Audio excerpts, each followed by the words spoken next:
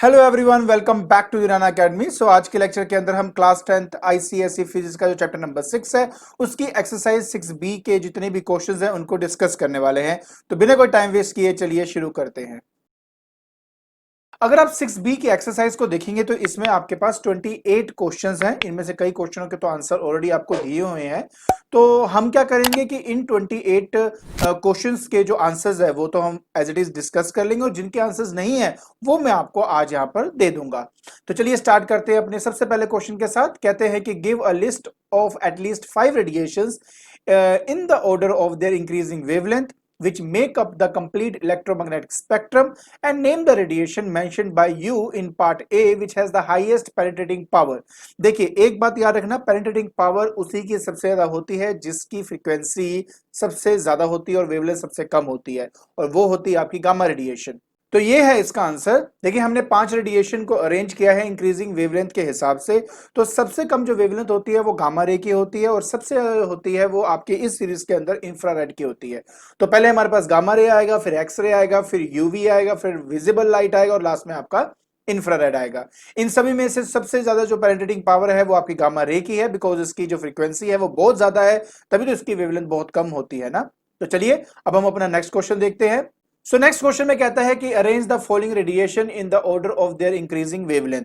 हमारे पास एक्सरे है, इंफ्रारेड है, रेडियो वेव है, गामा वेव है एंड माइक्रोवेव है। इन सब में सबसे ज्यादा जो वेवलेंथ होती है वो आपकी रेडियो वेव की होती है और सबसे कम आपकी गामा रे की होती है। फिर ये कहता है कि name the radiation which is used for satellite communication, तो वो हमारी माइक्रोवेव होती है। सो प्लीज याद रखना कि सबसे पहले हमारे पास गामा आएगा, फिर एक्सरे आएगा, फिर इंफ्रारेड आएगा, फिर माइक्रो आएगा, फिर रेडियो आएगा एंड जो सेकंड पार्ट का आंसर है वो हमारा माइक्रोवेव है। नेक्स्ट क्वेश्चन में कहता है कि the wave has a wavelength of 10 to the power -3 nanometre. So name the wave and state its one property different from light. Please हमेशा एक बात याद रखना कि इसी टाइप के जो क्वेश्चंस है वो आपके पेपर में आते हैं।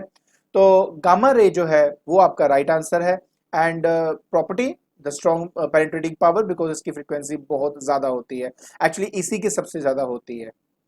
फिर हमारे पास आता है a wave has a wavelength of 50 angstrom. Name the wave, state its speed in vacuum. Speed तो 3 × 10⁸ मीटर पर सेकंड ही रहती है, बिकॉज जितने भी स्पेक्ट्रम है, चाहे वो विजिबल है चाहे वो इनविजिबल है, सभी की स्पीड एक जैसी रहती है। And state its one use, तो मैंने बहुत सारे यूजेस बताए हुए हैं। तो ये आपका आंसर है। तो आंसर हमारा एक्सरे है। तो एक्सरे का यूज क्या है? To detect a fracture in a bone. So यही इसका आंसर होगा।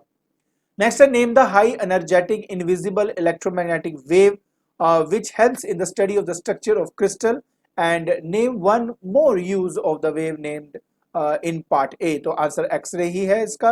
And to detect the fracture in bones, वहां पर इसका इस्तेमाल होता है। State the name and the range of the wavelength of the invisible electromagnetic spectrum beyond the red end of visible spectrum।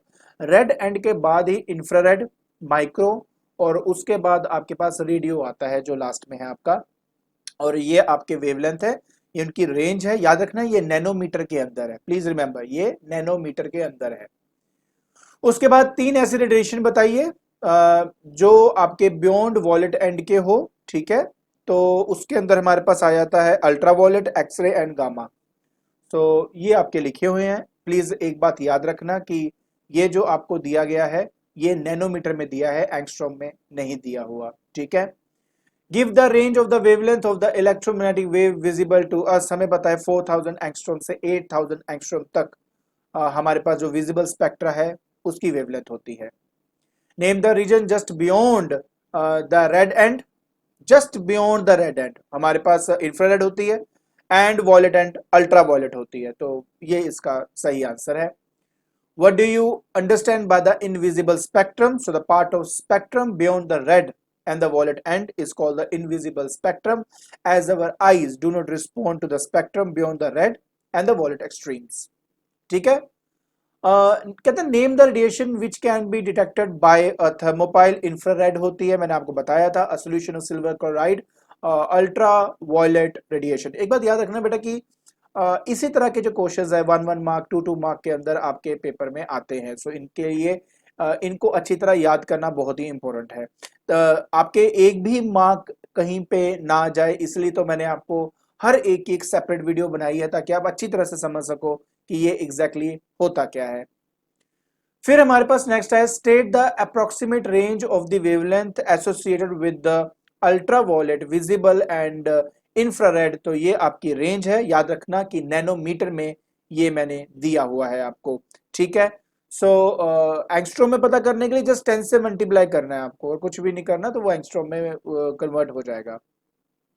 फिर आता है name the radiation of wavelength just longer than, ये जो 8 इंटू 10 की पावर -7 मीटर, अगर इसको angstrom में करूँ ना तो ये 8000 एंगस्ट्रॉम बन जाएगा और ये हो जाएगा 4000 एंगस्ट्रॉम आपका। तो इसका मतलब पता क्या है, इसका मतलब ये है वेवलेंथ लॉन्गर देन दिस मतलब रेड के बाद वाला तो इंफ्रारेड आएगा, शॉर्टर देन दिस मतलब वॉयलेट के बियॉन्ड, तो ये आपका अल्ट्रा वॉयलेट आ जाएगा। तो यही आपका आंसर है। Name the two electromagnetic waves of the wavelength smaller than that of the violet light and state one use of each. So simple सी बात है बेटा, अल्ट्रावायलेट रेडिएशन ये एंगस्ट्रॉम में दिया हुआ है, detection of the purity of James eggs ghee etcetera इसमें इसका इस्तेमाल होता है। एंड उसके बाद बेटा हमारे पास आता है एक्सरे, ये रेंज दी हुई है और आपको पता है कि फ्रैक्चर को डिटेक्ट करने के लिए इसका इस्तेमाल होता है। Give one use each of microwave, ultraviolet, infrared radiation, gamma radiation। देखिए बेटा मैंने ऑलरेडी इनके बारे में आपको बता दिया था, ये इनके यूजेस है, आप चाहे तो इसको अच्छे से यहां से नोट डाउन कर सकते हैं। Name the wave of lowest wavelength, सबसे लोएस्ट वेवलेंथ जो है वो गामा की होती है। Used for taking photographs in dark, infrared is responsible for this. Produced by the change in the nucleus of an atom, gamma होता है ये आपका, ऑफ वेवलेंथ नियरली 0.1 नैनोमीटर, ये आपका एक्सरे होता है। तो इस तरीके से बेटा आपने इन क्वेश्चंस के आंसर देने हैं। Two waves A and B have the wavelength 0.01 angstrom and 9000 angstrom respectively. So name the two waves, एक तो गामा है आपका, दूसरा इंफ्रारेड है क्योंकि वो 8000 के बाद है आपका। कहता है कंपेयर द स्पीड, देखिए इन दोनों की स्पीड एग्जैक्टली सेम होती है, तो कंपैरिजन का मतलब होता है उनकी रेशियो फाइंड करिए तो आंसर आपका 1:1 आ जाता है। कहता कि name two sources each of infrared radiation and ultraviolet radiation. So देखिए जहां तक हम बात करें इंफ्रारेड की, तो जितनी भी हीटेड ऑब्जेक्ट्स होते हैं, हीटेड बॉडीज होती हैं, वो आपके सोर्स है। एक इसका नेचुरल सोर्स अगर बताऊं तो सन भी इसका एक नेचुरल सोर्स ही होता है। अल्ट्रावायलेट की बात करें तो इलेक्ट्रिक आर्क, स्पार्क्स, ये सभी के सभी आपके अल्ट्रावायलेट रेडिएशन के सोर्सेज होते हैं। So what are infrared radiations and how are they detected? State one use of these radiation। तो इसके बारे में तो मैंने पूरी आपको वीडियो बनाई हुई है, बाकी मैंने आपके सामने यहाँ पे लिख दिया है, आप इसको पॉज करके आराम से देख सकते हो कि ये क्या होता है, कैसे डिटेक्ट हुआ और क्या हुआ। अगर आपको ना समझ आए तो मेरी वीडियो देख लीजिए, उसमें मैंने इंफ्रारेड के बारे में सब कुछ बताया हुआ है। उसी तरह अगर हम बात करें अल्ट्रा वायलेट के बारे में, उसकी डिटेक्शन के बारे में, उसके यूज के बारे में, इसके लिए इसके ऊपर भी मैंने एक सेपरेट वीडियो बनाई हुई है।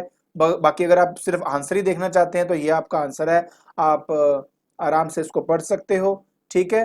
तो चलिए अब नेक्स्ट क्वेश्चन देखते हैं।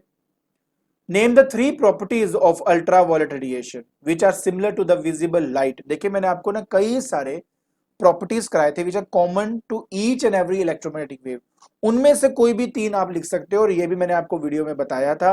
बाकी ये आपका आंसर है, इसमें मैंने तीनों मतलब प्रॉपर्टीज लिखी हुई हैं। पहला कि ये दोनों स्पीड ऑफ लाइट 3 × 10⁸ से मूव करती हैं, दोनों रिफ्लेक्शन एंड रिफ्रैक्शन के लॉज को ओबे करती हैं और दोनों ट्रांसवर्सल है नेचर के अंदर, तो ये है इसका सही आंसर।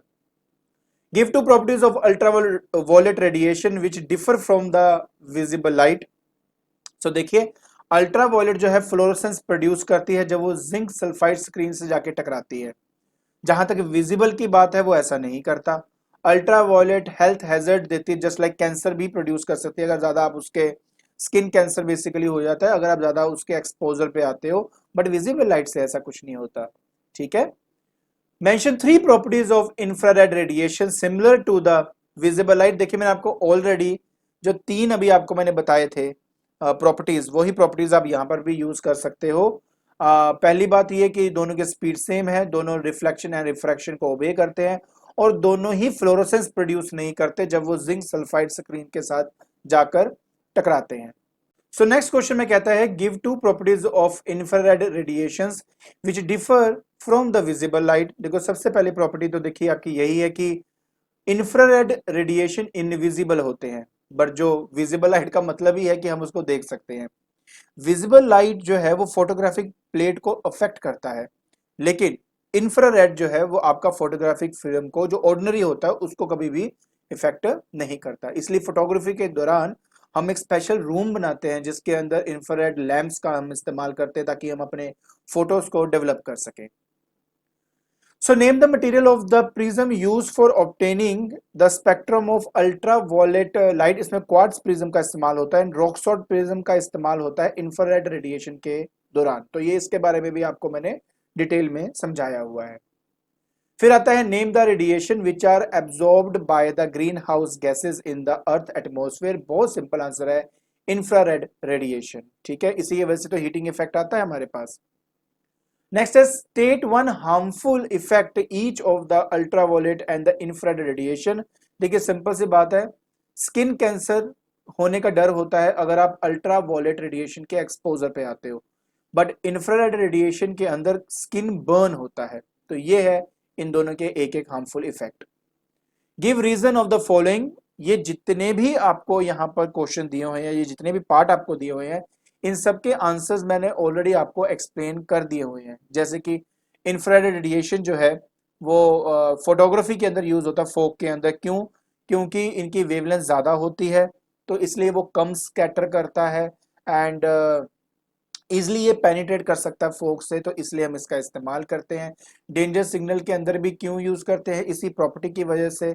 फोटोग्राफिक डार्क रूम के अंदर इस्तेमाल क्यों करते हैं? बिकॉज ये फोटोग्राफिक प्लेट्स को मतलब इफेक्ट नहीं करता, ठीक है, केमिकली इफेक्ट नहीं करता, तो इसलिए हम इसका इस्तेमाल करते हैं। थोड़ी सी विजिबिलिटी भी हमें हो जाती है।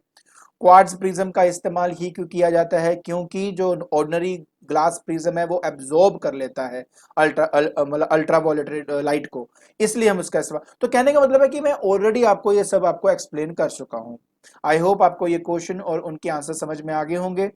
ठीक है, तो आज के लेक्चर के अंदर हमने एक्सरसाइज 6B के जो क्वेश्चंस हैं उनके आंसर्स हमने डिस्कस कर लिए हैं। अगर आपको मेरी वीडियो पसंद आती है तो please like it, share it and subscribe it. आज के लिए बस इतना ही। Thank you so much.